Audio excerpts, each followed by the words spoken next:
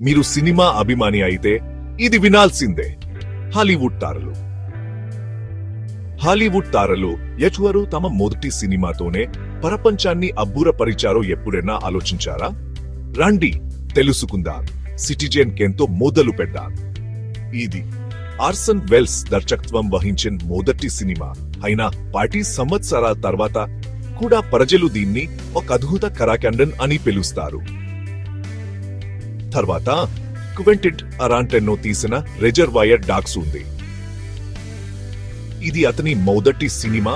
దీని స్టైల్, కథ చెప్పే విధానం అందరినీ ఆశ్చర్యపరిచింది. కోయన్ బ్రదర్స్ బ్లడ్ సింపుల్ తో మొదలు పెట్టారు. ఈ సినిమా వాల్వర్ని మంచి గుర్తింపు తెచ్చింది. డేవిడ్ లించ్ తీసిన హిరెజర్ హెడ్ ని మర్చిపోవద్దు. ఇది అతని మొదటి సినిమా. చాలా విచిత్రంగా ఉన్ననా చాలా బాగుంటుంది. నటులు కూడా అద్భుతమైన మొదటి సినిమాతో పరిచయమయ్యారు. మేరీ పాపిన్స్ లో Julie Andrews, to have and have not లో లారెన్ బాకాల్, ఇంకా జెట్టిపైట్ అవర్స్ లో జెడ్డీ మర్ఫీ. ఈ మొదటి సినిమాలు నిరూపించాయి కొన్నిసార్లు ఒకే ఒక్క అవకాశంతో మీరు ఒక గొప్ప వ్యక్తిగా మారగలని.